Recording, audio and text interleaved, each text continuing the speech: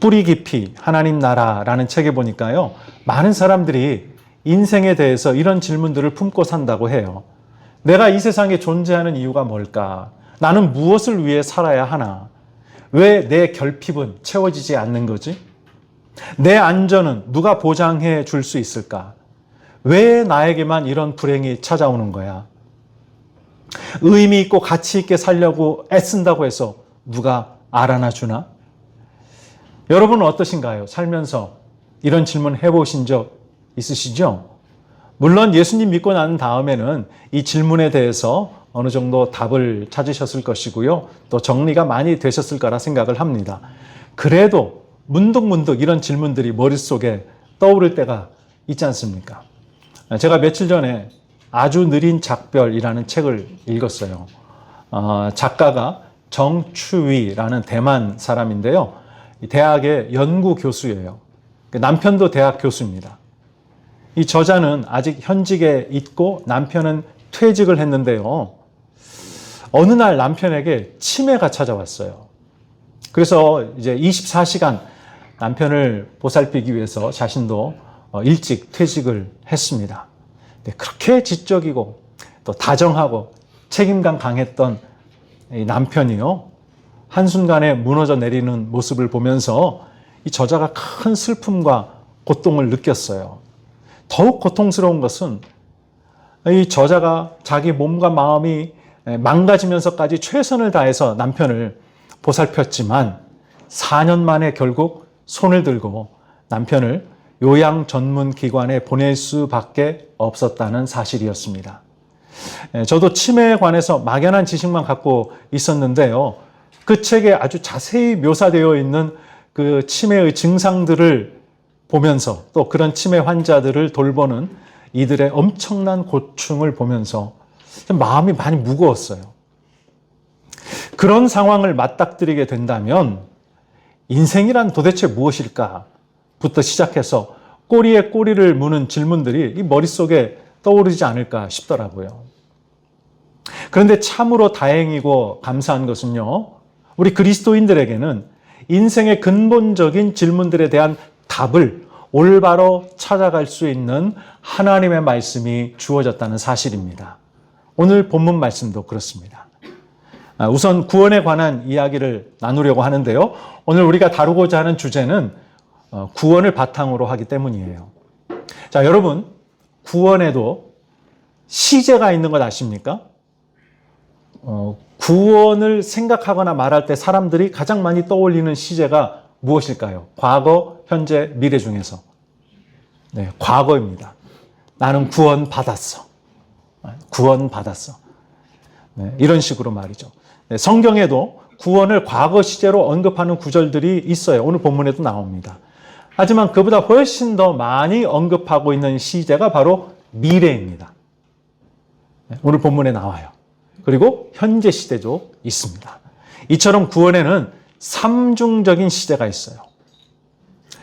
베드로전서 1장에 이 세 시제가 다 나오는데요. 먼저 3절 끝부분에 보시면 우리를 거듭나게 하사라는 말이 있습니다. 이게 헬라어 원문으로 보면 완료형으로 나옵니다. 과거를 뜻하는 것이죠. 3절 하반절에 보시면 예수님의 십자가에 나타난 하나님의 크신 자비로 우리를 거듭나게 하셨다. 다시 새롭게 태어나게 하셨다라고 말합니다. 자, 이 일은 하나님이 역사 속에서 하신 일이에요. 그러니까 구원의 과거적인 차원이죠. 다음으로 구원의 미래적인 차원이 있습니다. 5절 상반절 한번 같이 읽어볼까요? 시작. 너희는 말세에 나타내기로 예비하신 구원을 얻기 위하여. 여기 말세, 역사의 끝이라는 뜻이죠. 7절 하반절에 나오는 예수 그리스도께서 나타나실 때에와 같은 말입니다. 재림이죠. 그때 구원을 받을 것이라는 말씀은 구원의 미래적 차원을 이야기하고 있는 것이에요. 3절 마지막에 나오는 산소망과 또 4절 중간에 나오는 유업, 유산이라는 말인데 이것도 마찬가지로 구원의 미래적 차원에 속한 것입니다. 마지막으로 구원의 과거적 차원과 미래적 차원 사이 중간에 위치해 있는 것이 바로 구원의 현재적 차원입니다. 5절에 믿음이라는 단어가 나오고요. 또 하나님의 보호하심이라는 단어가 나옵니다. 또 6절에는 시험, 7절에는 연단이라는 말이 나오는데 이것이 다 구원의 현재적 차원이에요. 자, 이처럼 구원을 우리가 생각할 때는 언제나 과거적, 미래적, 현재적 차원을 통합적으로 보아야 됩니다. 그래야 우리가 신앙이 치우치거나 왜곡되지 않고 균형 잡히게 건강하게 성장할 수가 있습니다. 자, 그럼 이제 이 구원의 세 가지 시제를 각각 살펴보면서 인간의 근본적인 질문들, 성경이 어떤 답을 제시하는지 한번 살펴보도록 하겠습니다. 먼저 구원의 과거적 차원입니다. 3절에 보시면 하나님이 그의 많으신 긍휼로 우리를 거듭나게 하셨다라는 말씀이 나와요. 자, 본래 우리는요, 하나님께 반역한 죄인들이자 하나님의 원수였어요. 참 생명의 근원이신 하나님과 단절되어 있었기 때문에 살아있는 것 같지만 실은 죽은 자들이었습니다. 심판과 영원한 형벌에 처해지는 것이 마땅한 존재였지요. 그런데요, 그 크고 중한 우리 죄를 하나님이 용서하시고 우리의 그 더러움과 추함도 씻어주시고 하나님의 자녀와 하나님 나라 백성으로 살아가는 새롭고 참된 생명을 주셨습니다. 말하자면 하나님이 우리를 다시 새롭게 태어나게 하신 것이죠. 낳으신 거예요, 하나님이. 그런데 왜 그러셨을까요? 다른 이유가 없어요. 하나님의 그 크신 긍휼 때문입니다. 여기 이 긍휼이라는 말을 하나님의 자비, 사랑, 은혜 이런 것들로 바꿔도 괜찮습니다. 에베소서 2장 4절 5절에 이와 비슷한 내용의 말씀이 나오거든요. 자, 우리가 그걸 생각하면서 한번 같이 읽어보십시다. 시작. 긍휼이 풍성하신 하나님이 우리를 사랑하신 그 큰 사랑을 인하여 허물로 죽은 우리를 그리스도와 함께 살리셨고 너희는 은혜로 구원을 받은 것이라. 네, 이게 구원의 과거적인 차원이라는 것입니다. 자, 창조주 하나님이 우리를 새롭게 다시 낳으시려고 역사 속에서 하신 일이 무엇이라고요? 자기 아들을 십자가에 못 박히도록 내어주신 것이에요. 예수님이 십자가에 달리신 것은 사실 하나님 아버지가 직접 달리신 것과 다름없습니다. 여러분, 창조주가 이 세상과 모든 만물과 모든 생명체를 창조한 창조주가 자신을 배반하고 반역한 피조물을 위해서 이와 같은 갑지부를 했다는 이야기, 다른 어떤 곳에서도 들을 수 없어요. 인간의 머리로 다 이해할 수 없고요. 인간의 언어로 다 표현할 수 없는 아주 기이한 사랑 이야기입니다. 여러분, 우리가 무슨 자격으로 하나님께 이런 사랑을 받습니까? 아무 자격이 없어요. 그런데 받았단 말이에요. 그러니까 구원은 선물입니다. 할렐루야. 사람들이 마음속 깊이 품고 있는 질문들 중에 하나가 나는 이 세상에 왜 존재하는가? 내가 존재하는 의미는 무엇인가? 이런 거였다고 그랬잖아요. 이 질문에 대한 답이 다음과 같은 선언에서 가장 명확하게 찾을 수 있습니다. 하나님이 그 많으신 긍휼로 다 헤아릴 수도 없고 이해할 수도 없는 기이한 사랑으로 나를 다시 새롭게 낳으셨다. 하나님의 사랑받는 아들, 딸과 하나님 나라의 영광스러운 백성이 되는 새 생명을 주셨다. 여러분, 내가 이 세상에 존재하는 이유, 내 존재의 의미 어디서 찾아야 하는지 아시겠어요? 나를 사랑으로 창조하시고 나를 사랑하셔서 구원하기 위해 자기 아들을 십자가에 내어주신 하나님 안에서 찾아야 되는 겁니다.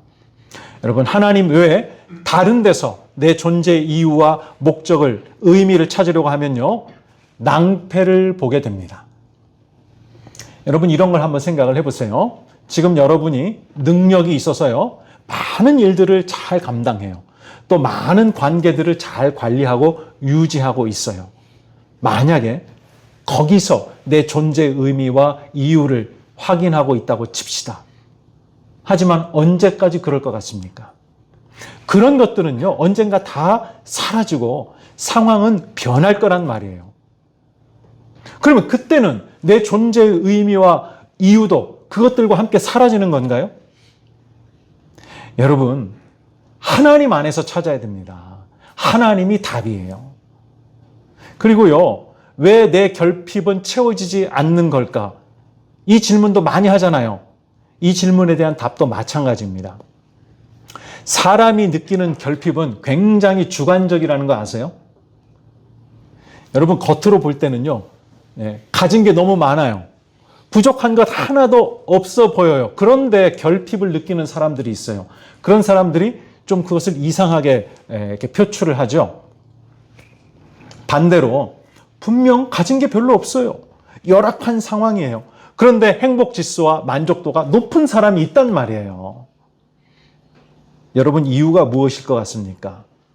이 결핍이라는 것은 물질적인 측면으로만은 설명되지 않는 문제이기 때문이에요. 사도 바울의 고백을 여러분 한번 들어보실래요? 나는 가난한 자 같으나 부유한 자다.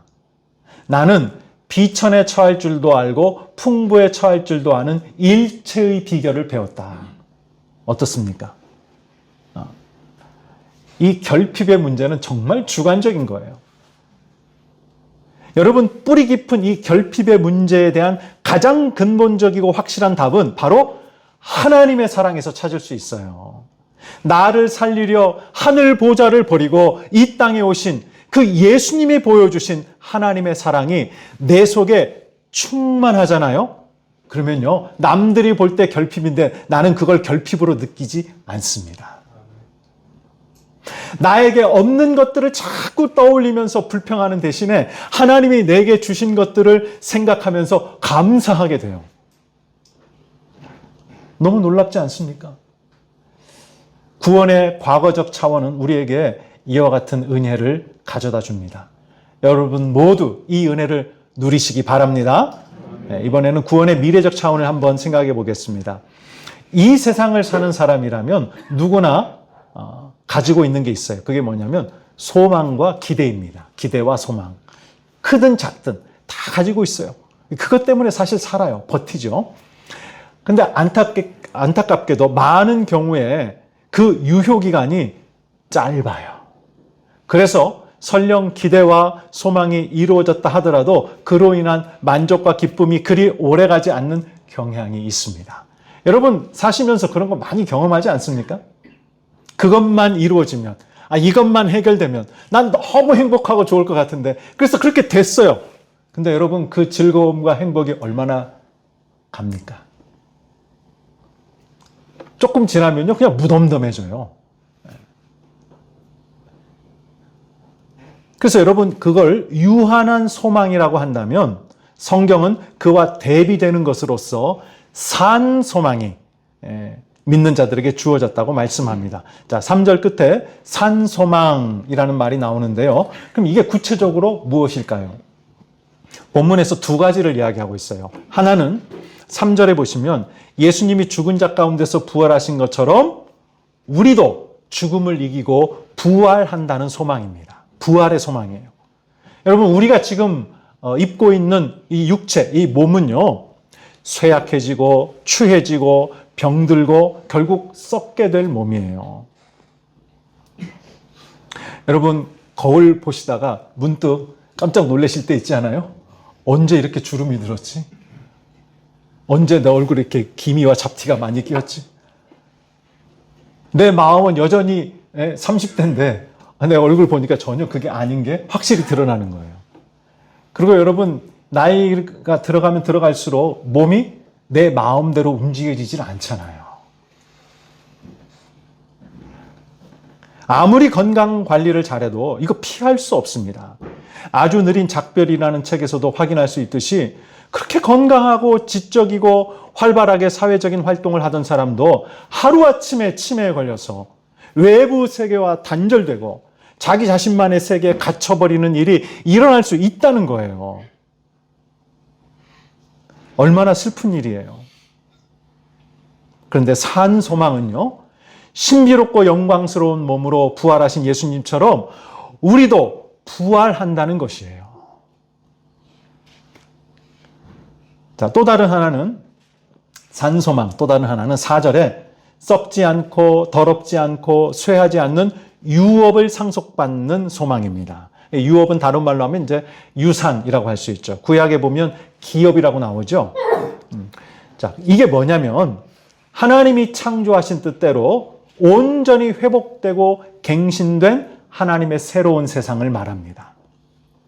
여러분 지금 세상을 한번 보세요. 한국이 요새 그 캄보디아 범죄 단지 뉴스로 떠들썩하지요. 고수익을 보장한다고 꿰어서 캄보디아로 오면 붙잡아다가 가둬놓고는 온갖 폭력과 협박을 가해서 자기들이 지금 벌여놓은 그런 사기 범죄에 가담하게 만들잖아요. 말 안 듣고 저항하잖아요. 그럼 죽여버려요. 장기 적출해서 팔아먹습니다. 아니면 다른 조직에다가 돈 받고 팔아넘겨요. 이거 얼마나 끔찍합니까? 얼마나 폭력적인 세상이에요. 여전히 전쟁 중인 나라들을 한번 보세요. 이유를 불문하고 전쟁이라는 폭력이 사람들을 어떻게 생지옥으로 몰아넣는지 금방 확인할 수 있지 않습니까? 그리고 초강대국이 자신의 이익을 챙겨보겠다고 다른 나라들 협박해서 돈 뜯어내려고 하는 거 우리가 보고 있지 않습니까? 여러분 다 사회생활 하고 계시거나 해보신 분들은 아시겠습니다만은 서로가 서로를 믿지 못하고 저 사람 혹시 나를 속이려는 거 아니야? 하면서 경계심을 쉽게 풀지 못하는 이 안타까운 이 시대 한번 생각을 해보세요. 여러분 세상이 왜 이럴까요? 세상이 깨졌기 때문입니다. 깨진 세상이기 때문이에요. 참된 평화와 정의와 생명을 주시는 창조주 하나님의 통치를 부인하고 거절한 깨진 세상이기 때문이에요. 그런데 여러분, 하나님께서 이 세상을 그대로 내버려 두시지 않고 깨진 세상을 온전히 회복시키고 새롭게 하신다는 거예요.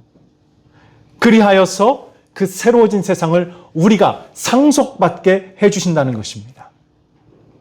이게 산소망의 또 하나예요. 이처럼 몸의 부활과 하나님의 새로워진 세상이라는 산소망은 언제 이루어질까요? 7절에 예수 그리스도께서 나타나실 때, 다시 말해 예수님이 재림하실 때입니다. 그래서 이것이 구원의 미래적 차원이다 라고 말하는 거예요. 여러분, 많은 사람들이 안고 있는 질문들 중에 하나가 이거잖아요. 내가 죽으면 어떻게 되는 거지? 사실 이게 우리가 인생을 살면서 품게 되는 두려움, 모든 종류의 두려움의 뿌리입니다. 뿌리에 죽음에 대한 두려움이 있어요. 근데 이 산소망을 가지고 있으면 죽음에 대한 두려움을 상당히 극복할 수 있어요. 교회 여러분, 부활하신 예수님처럼 우리도 영광스러운 새 몸으로 부활할 것을 믿으십니까? 아멘. 예수님이 다시 오셔서 모든 잘못된 것을 바로잡고 세상을 지으신 뜻대로 새롭게 회복하실 것을 믿으십니까? 그 새로워진 하나님의 세상을 여러분이 상속받게 될 것을 믿으십니까? 아멘이죠. 여러분, 이 산소망이 확실하게 나한테 있으면요, 인생의 근본적인 많은 질문들, 의문들이 해결이 됩니다. 그러한 은혜가 여러분에게 있기를 바랍니다. 마지막으로 구원의 현재적인 차원을 한번 생각해 보겠습니다. 우리가 살고 있는 세상은 어떤 세상이라고요? 깨진 세상이에요. 그렇기 때문에 피할 수 없는 게 있습니다. 뭘까요? 고난과 역경, 어려움입니다. 사람마다 정도의 차이만 있을 뿐 어려움이 없는 인생, 고난이 없는 인생 없습니다. 게다가 우리는요, 하나님을 부인하고 거부하는 이 세상과 결코 하나가 될 수 없잖아요. 세상의 가치관과 하나님 나라의 가치관이 서로 부딪힐 때 우리는 하나님 나라의 가치관으로 살아야 되기 때문에 거기서 오는 어려움까지 우리에게 더해지는 거예요. 세상의 그 어떤 권위와 권세도 창조주이시자 주권자이신 우리 하나님의 심부름꾼이라는 신념을 가지고 말하거나 행동하기 시작하면요, 핍박과 환난을 당하고요, 심지어 죽음을 당하기까지 합니다. 하나님의 통치와 하나님의 뜻에 거스르는 것을 나에게 요구한다? 그거 우리 들을 수 없잖아요. 그러면 그 권세자, 그 권위자가 자기에게 반항하는 것으로 생각하고 핍박을 가하겠죠. 여러분, 이런 일은 역사 속에서 계속 반복되었고요. 지금도 계속되고 있습니다. 종합해 보자면 우리는 깨진 세상에서 살아가는 사람으로서, 더 나아가 하나님을 부인하는 이 세상과 결이 다른 삶을 추구하는 그리스도인으로서 고난과 어려움을 피할 수 없습니다. 사람들이 이런 질문을 한다고 하잖아요. 왜 나에게만 이런 불행이 찾아오는가? 근데 사실을 말하자면 불행은 나에게만 찾아오는 게 아니에요. 특히 그리스도인들에게 있어서 고난은 반드시 통과해야만 하는 것이에요. 자, 이것과 연결되는 게 뭐냐면 구원의 현재적 차원이라고 할 수 있는 하나님의 보호하심과 우리의 믿음입니다. 자, 먼저 이런 의문을 제기하는 분들이 있을 수 있습니다. 하나님이 능력으로 우리를 지켜주시고 보호해 주시는 게 사실이라면, 아니 내가 어려움을 당하지 않고 피할 수 있게 해주셔야 되는 거 아닌가? 하지만 신약 성경에 나오는 하나님의 보호하심은 대부분 그런 뜻이 아니에요. 대부분. 그럼 무슨 뜻이냐? 이 땅에서 피할 수 없는 고난과 어려움을 만나더라도 우리가 무너지지 않고 하나님의 은혜 안에 머물면서 믿음을 잘 지킬 수 있게 지탱해 주시는 것. 그래서 마침내 산 소망에 이르게 하는 것. 이게 하나님의 보호하심이에요. 여러분이 하나님의 보호하심을 바르게 이해하셔야 됩니다. 오히려 하나님은 우리에게 닥치는 환난과 고난을 통해서도 일하세요. 어떻게 일하실까요? 자, 7절 말씀 우리 같이 한번 읽어보겠습니다. 시작. 너희 믿음의 확실함은 불로 연단하여도 없어질 금보다 더 귀하여 예수 그리스도께서 나타나실 때에 칭찬과 영광과 존귀를 얻게 할 것이니라. 평소에는 잘 모르다가 어려움이 닥치잖아요. 그러면 우리가 비로소 깨닫게 되는 게 있어요. 내 믿음에 불순물이 많이 끼어 있다는 사실입니다. 하나님을 온전히 신뢰하지 못하는 태도, 내가 원하는 것을 이루려고 하나님을 내가 막 조종하려는 그런 욕망, 이런 불순물들이 내 믿음, 내 신앙에 끼어 있다는 것, 섞여 있다는 것을 깨닫게 돼요. 여러분, 이런 것들은요, 고난의 불길 속에서만 태워질 수 있어요.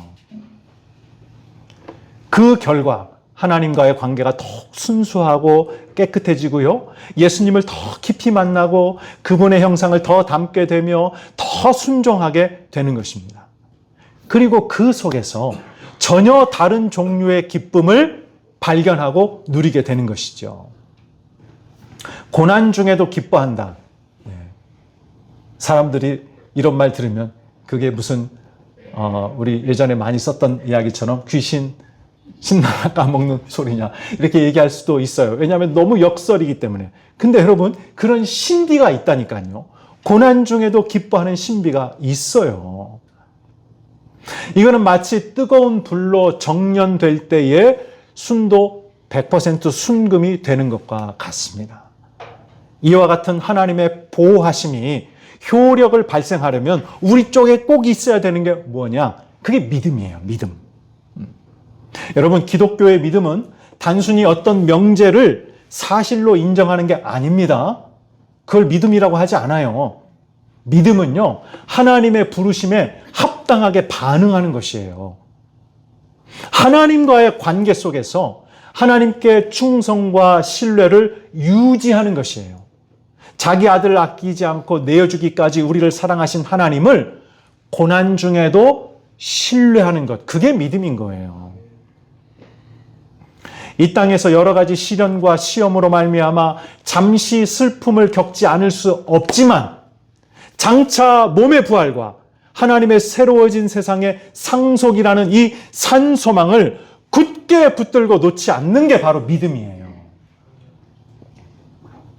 여러분, 내가 헌신과 희생으로 믿음의 길을 가는 것, 지금 알아주는 사람이 별로 없을 수 있어요. 목사님도 나를 안 알아주는 것 같아. 섭섭해. 그럴 수 있습니다.